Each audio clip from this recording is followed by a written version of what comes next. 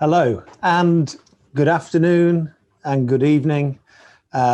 We may have one or two good mornings from some people in Asia, but I think primarily those of you in Europe, those of you in the United States, you are very, very welcome to this first WTIN meetup called Discussing Digitalisation. Let me start by introducing, hello there. Hi. Hello, this is Otis Robinson. Otis is our Textile 4.0 lead.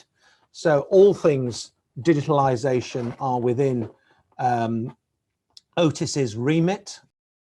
So what I would see as a positive impact of the pandemic seems to be a strengthening necessity for digital solutions. Yeah. Some might say maybe the pandemic has accelerated this trend that's been going on for a few years. So just your observations on why industry players are expressing more interest now in digital solutions during such a period of uncertainty. Well, essentially, digital solutions offer kind of a level of reliability that the traditional supply chain kind of has proven that it can't offer alone. Yeah. During the first wave of the pandemic, supply chains were essentially cut off completely.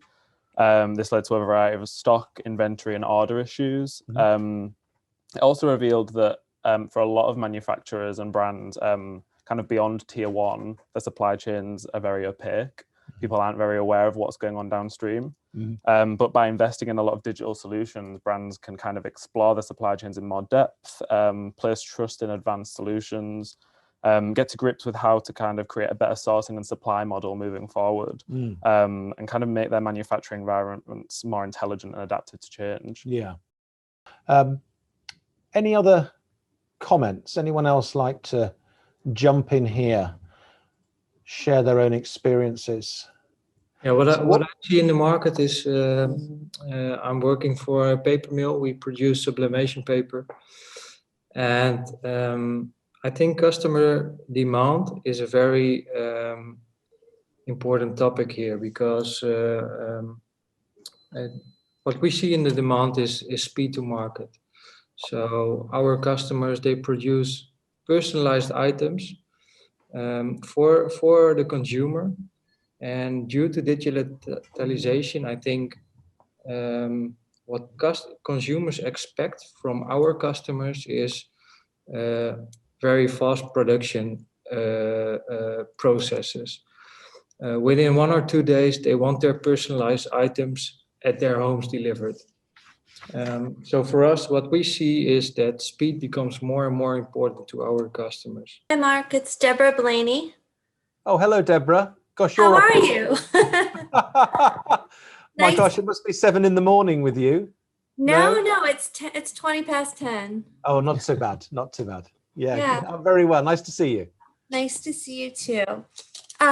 This is a great format. This is fun.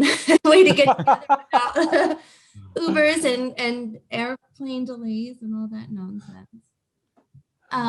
So I think that's a really good point that was discussed, is that in terms of what we do, because I work in product development, we're up against consumer demand, our retailer demand.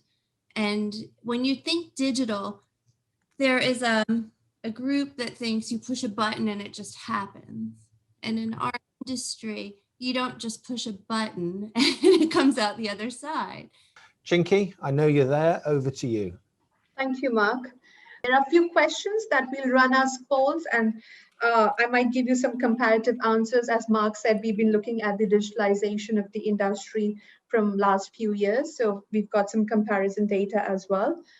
So the first question on your screen should be, which phase best describes your company's status in digitalization journey? So are you still at the awareness stage, or are you testing the concept, early adoption? Okay, we can see some results coming in, integration, and scale up or transformation, that you've integrated the whole process and you're going towards transformation. This man is new to the meetup.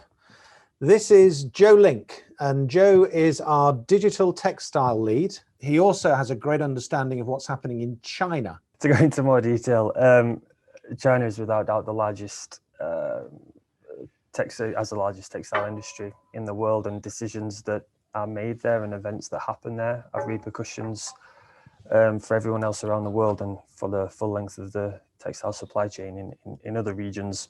So China was not the fastest country to adopt digital technology, but in China, it's had an ability to make huge strides very quickly. I've been joined by Harry McMullen. Harry is our assistant editor on International Dyer. International Dyer is WTIN's oldest publication. Has the relatively poor financial performance of the industry hindered sustainable innovation? Not particularly, no. Since the pandemic, there's been initiatives to actually cut back on two particular pollutive technologies. So chemical waste was always a big problem in dyeing and finishing. Yeah. Chemicals would go through, dye the garment, and then you were left with chemicals that would then have to, be disposed of somewhere.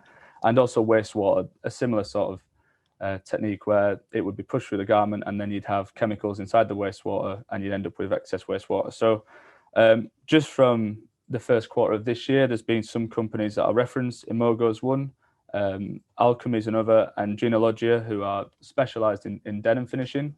They've all made conscious efforts to actually lessen the amount of wastewater that their production techniques are left with, and also the amount of chemicals that go into them. And essentially that's the same thing, where at the end there's less wastewater. So it just leaves me to say thank you to all of our analysts who have participated today. Also to the video production crew here in Leeds, who have enabled this first meetup to run very smoothly indeed. And finally, just a thank you to all of you, our members of WTech.com. Thank you for attending, and please join us again sometime soon. Bye-bye.